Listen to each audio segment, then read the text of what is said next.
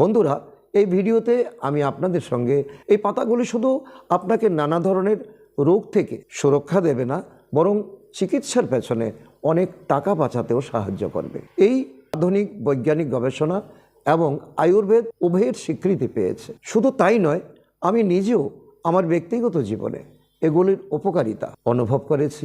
বাজার থেকে কোনো সাপ্লিমেন্ট কিনতে আমরা একটুকু দেরি করি, তাই না? কিন্তু প্রকৃতির অমূল্য উপহার, যা নাকি ভগবান আমাদেরকে ঢেলে ঢেলে দিচ্ছেন, এই অমূল্য উপহার আমাদের আশেপাশেই থাকা আসল প্রাকৃতিক সাপ্লিমেন্টগুলোর দিকে আমরা ততটা গুরুত্ব দেই না। হৃদরোগ, ডায়াবেটিস, অ্যাজমা, মাইগ্রেন, ত্বকের পিগমেন্টেশনের মতো নানা সমস্যার সমাধান সম্ভাবনা লুকিয়ে আছে। লাল লাল ঠোঁটে হাসির রং, তালের তালে নাচুক সবার সঙ্গ। কিন্তু পান পাতার এমন অসাধারণ উপকারিতা হয়তো জানেন না। সত্যি এই পাতাটি দারুণ উপকারী। হাজার হাজার বছর ধরে শরীরের নানা ধরনের স্বাস্থ্য সমস্যায় এটি ব্যবহার হয়ে আসছে হাজার হাজার বছর ধরে। শুধু ভারতেই নয়, বিশ্বের বিভিন্ন দেশে এর ব্যবহার রয়েছে। প্রাণীদের উপর প্রচলিত কিছু গবেষণায় দেখা গেছে পান পাতা চিবানো ক্যান্সার সংশ্লিষ্ট টিউমারের বৃদ্ধি কমাতে বা কিছু ক্ষেত্রে টিউমারের আকার হ্রাস করতে সহায়ক হতে পারে। তবে মানুষের ক্ষেত্রে এই উপকারিতা নিশ্চিতভাবে এখনও প্রমাণ হয়নি, তাই এটিকে ক্যান্সারের চিকিৎসার বিকল্প হিসেবে ধরা মোটেই উচিত নয়। আপনি কি জানেন খাওয়ার পর পান খাওয়ার প্রচলন কেন রয়েছে?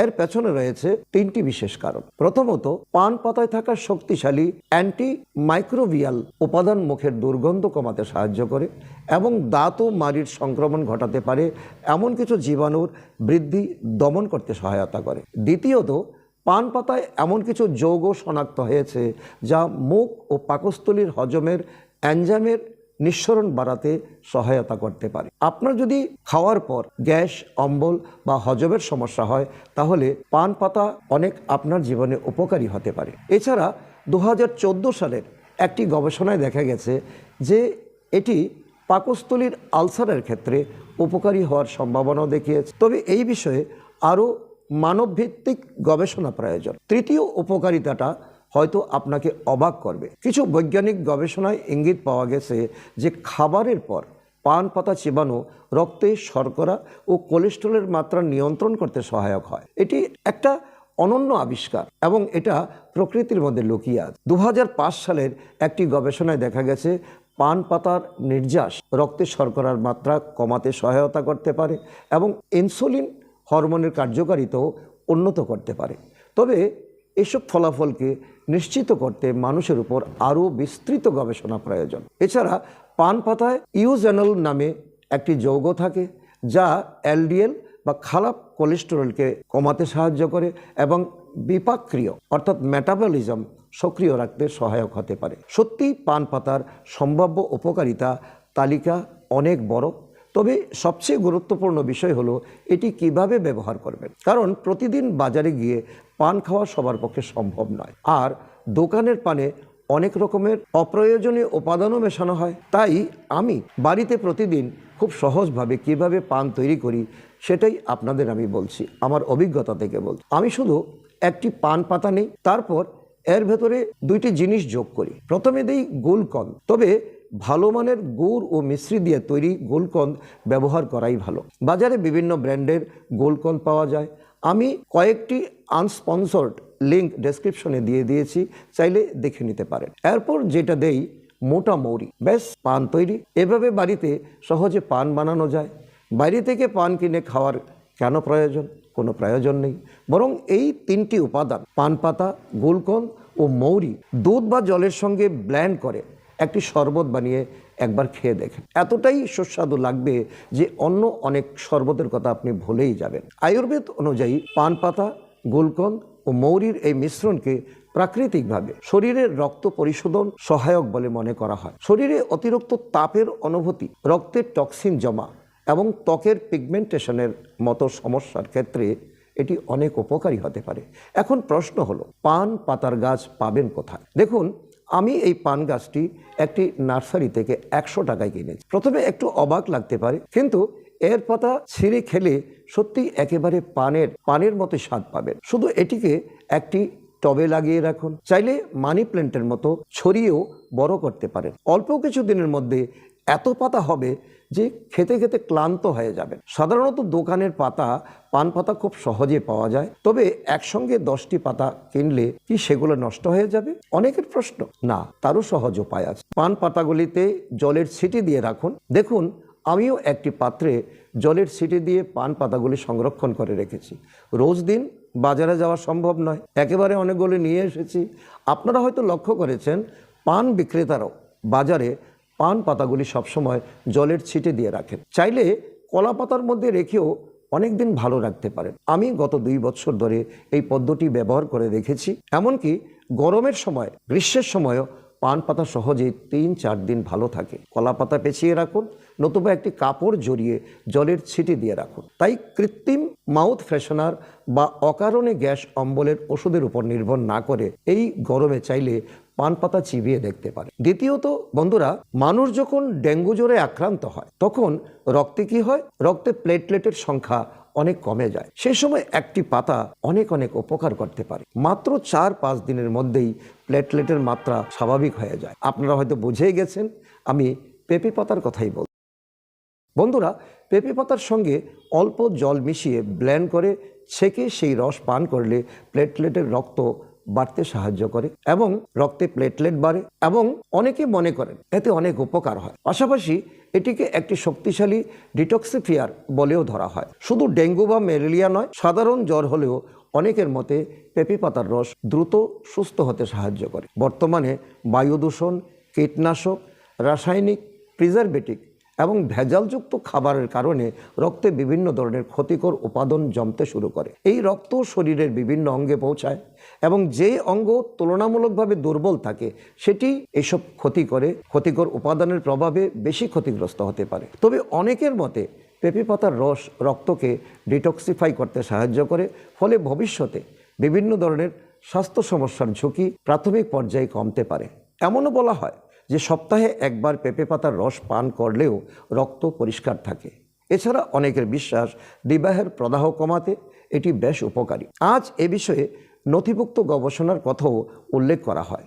স্বাদে এটি তিতা হলেও উপকারের কথা বিবেচনা করলে এই তিতাভাব আর তিতাভাব মনে হবে না, এটি মিষ্টি মনে হবে। পেঁপে পাতার রস ত্বকের কোলাজেন বৃদ্ধিতে কতটা কার্যকর সেটি বোঝার জন্য একবার এই গ্রাফটি দেখুন। এখানে পেঁপে পাতার সঙ্গে রেটিনল, সিনথেটিক ভিটামিন সি এবং পেপটাইডের তুলনা করা হয়েছে। এই উপাদানগুলি তো নানা ধরনের কোলাজেন বুস্টিং স্কিন কেয়ার ক্রিমে ব্যবহার করা হয়। 2025 সালে ইন্দোনেশিয়ায় পেঁপে পাতার উপর করা একটি গবেষণার উপসংহারে বলা হয়েছে যে ত্বকের প্রদাহজনিত কালচে ভাব কমাতে এবং ত্বককে তরুণ দেখাতে এটিকে একটি প্রাকৃতিক বিকল্প হিসাবে বিবেচনা করা হয়েছে। তাই আমি বলবো, বাজারের দামি রাসায়নিকযুক্ত ফেস প্যাক বা ক্রিমের উপর পুরোপুরি নির্ভর না করে প্রকৃতির দেওয়া এসব উপহারও মাঝে মাঝে ব্যবহার করা যেতে পারে। এটা হলো প্রকৃতির একেবারে গিফট। এতে ত্বকের স্বাভাবিক যত্ন নেওয়া সম্ভব। আর মজার বিষয় কি জানেন, আমি এই পেঁপে গাছটি কিন্তু লাগাইনি। পেঁপে খেয়ে বীজগুলো ফেলে দিয়েছিলাম, সেখান থেকেই নিজে নিজে গাছটি গজিয়ে উঠেছে। আর শুধু পেঁপে পাতাই কেন, এই গাছে তো পেঁপেও ধরে। আমি মাঝে মাঝে এই গাছ থেকে কাঁচা পেঁপে পেড়ে তরকারি রান্না করি। এই ছবিটা দেখুন, গাছটিতে কত পেঁপে ধরেছে। আপনি হয়তো শুনেছেন পেঁপেতে প্যাপিন নামে একটি এনজাইম থাকে যা হজমে সহায়ক বলে পরিচিত। এই কারণে কিছু হজম সহায়ক সাপ্লিমেন্টেও এই এনজাইম ব্যবহার করা হয়। মূলত এই এনজাইম প্রোটিনকে ভেঙে অ্যামিনো অ্যাসিডে পরিণত করতে সাহায্য করে, যাতে শরীর সহজে প্রোটিন শোষণ করতে পারে এবং হজমজনিত অস্বস্তি বা গ্যাসের সমস্যা কম হতে পারে। এই কারণেই কিছু উচ্চমানের প্রোটিন সাপ্লিমেন্টেও পেঁপে থেকে প্রাপ্ত প্যাপেইন এনজাইম ব্যবহার করা হয়। এভাবে আমরা এই বাজারজাত জিনিস আমরা ক্রয় করি, ব্যবহার করি। পাকা পেঁপের তুলনায় কাঁচা পেঁপেতে প্যাপেইন এনজাইমের পরিমাণ আরও বেশি থাকে।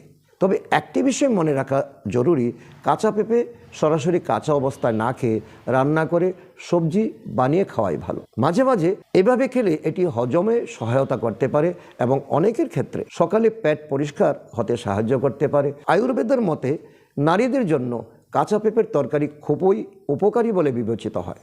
কেন? অনেকের বিশ্বাস যেসব নারীর মাসিকের সময় বেশি ব্যথা হয় তাদের জন্য এটি উপকারী হতে পারে। এছাড়া নতুন মায়েদের ক্ষেত্রে বুকের দুধ বাড়াতে এটি খাওয়ার পরামর্শ দেওয়া হয়। তবে একটি গুরুত্বপূর্ণ বিষয় হলো গর্ভবতী নারীদের কাঁচা পেঁপে এড়িয়ে চলা উচিত। তাই পরের বার পেঁপে খাওয়ার পর বীজগুলো কি করবেন? ডাস্টবিনে না ফেলে মাটিতে ছড়িয়ে দিন। হয়তো সেখান থেকে একটি পেঁপে গাছ জন্মাবে আর ভবিষ্যতে এই উপকারী গাছের নানা দিক কাজে লাগতে পারবে আর আপনার অনেক উপকার হবে। তৃতীয়ত বন্ধুরা, এক রং মিস্ত্রি দাদা আমাকে বলেছিলেন কিভাবে একটি বিশেষ পাতা ব্যবহার করার পর ওনার কিডনির পাথর বেরিয়ে গিয়েছিল। তিনি আমাকে বলেছিলেন একসময় তিনি টমেটো বিক্রি করতেন, ঠেলা চালাতেন, তখন প্রায় প্রতিদিনই অনেক কাঁচা টমেটো খেতেন। ওনার ধারণা ছিল অতিরিক্ত কাঁচা টমেটো খাওয়ার কারণেই ওনার কিডনির পাথর হয়েছিল। এটি আংশিক সম্ভব হলেও হতে পারে, কারণ কাঁচা টমেটোতে অক্সালেট থাকে। তবে কেবল অক্সালেটে যুক্ত খাবার খেলে কিডনিতে পাথর হয় এমনটি নয়। এটি ব্যক্তির শারীরিক অবস্থা, পর্যাপ্ত জলপান, খাদ্যাভ্যাস এবং অন্যান্য ঝুঁকির কারণের উপর নির্ভর করে। যাই হোক, পরে কারো পরামর্শে তিনি নিয়মিত একটি পাতা, বিশেষ গাছের পাতা খাওয়া শুরু করেন। ওনার কথায় কয়েক মাসের মধ্যেই ওনার কিডনির পাথরের একেবারে সমস্যা পুরোপুরি সেরে গিয়েছে। আমি যে পাতাটির নাম বলছি তার নাম হলো পাথরকুচি। নাম থেকে বোঝা যায় যে লোকবিশ্বাস অনুযায়ী এটি শরীরের পাথর গলাতে বা দূর করতে সাহায্য করে, তা কিডনির পাথর হোক বা পিত্তথলি অর্থাৎ গোল ব্লাডারের পাথর হোক। এবং এমনও দাবি করা হয় যে আধুনিক কিছু গবেষণায় দেখা গেছে পাথরকুচি খাওয়ার ফলে প্রস্রাবে ক্যালসিয়াম, অক্সালেট ও ফসফেটের মাত্রা কম হতে পারে।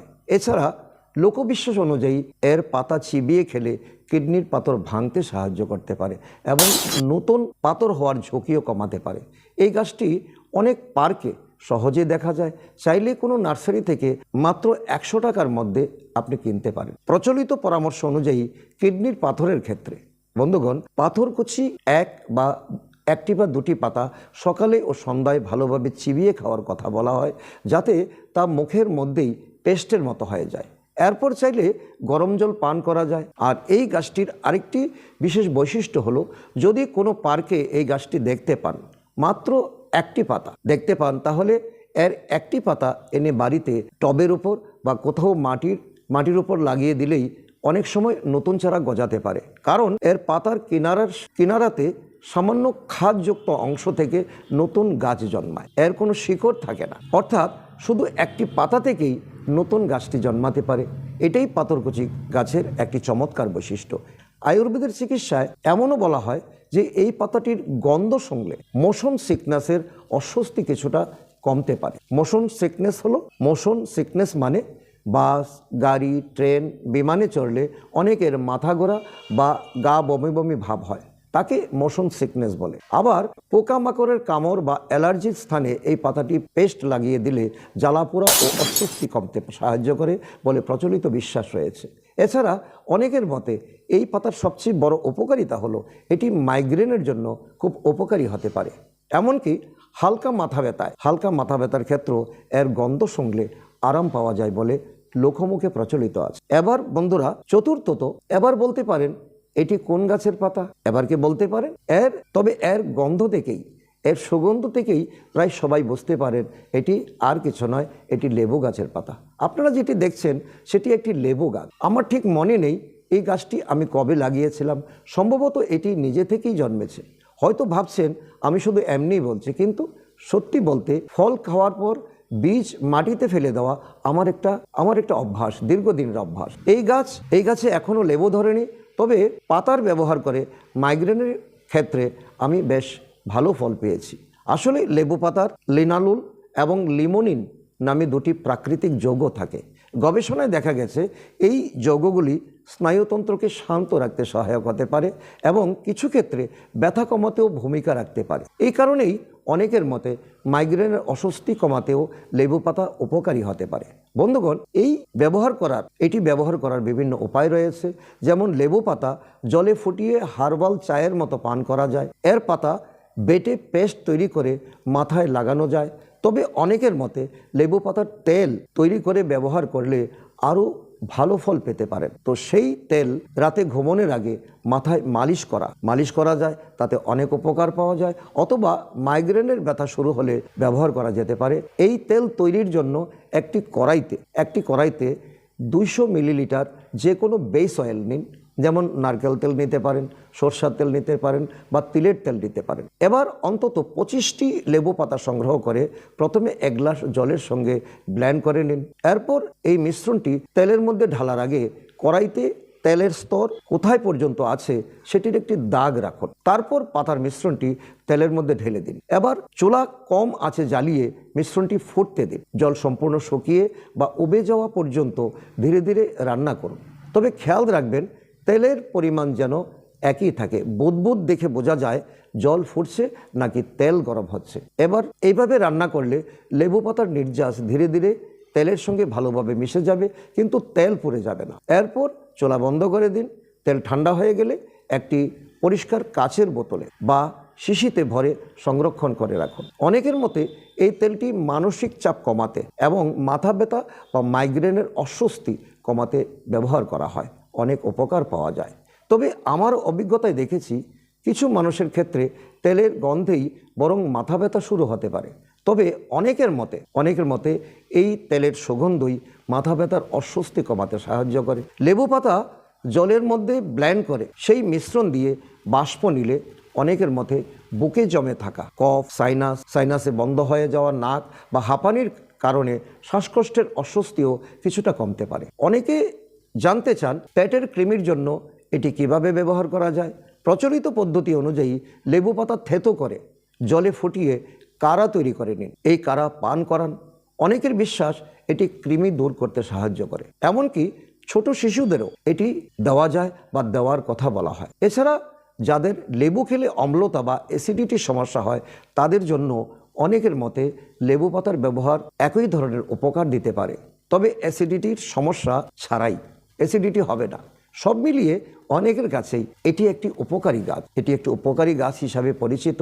আর ভবিষ্যতে এই গাছে লেবুও ধরবে। আমার বাড়ির পেছনে বারান্দায় যে গাছটি আছে সেটিতে লেবু ধরে। চলুন আপনাদের দেখাই। দেখুন গাছটিতে কত লেবু ধরে। ডিসেম্বর মাসে অনেক লেবু ধরেছিল। আর একটি বিশেষ বিষয় হলো দেখতে গাছটি অনেক বড় মনে হলেও এটি খুব অল্প জায়গা দখল করে বেড়ে উঠেছে। তাই আপনারাও চাইলে সহজেই বাড়িতে একটি লেবু গাছ লাগাতে পারেন। লেবু গাছের অনেক উপকারিতা। লেবু তো নানাভাবে কাজে লাগে।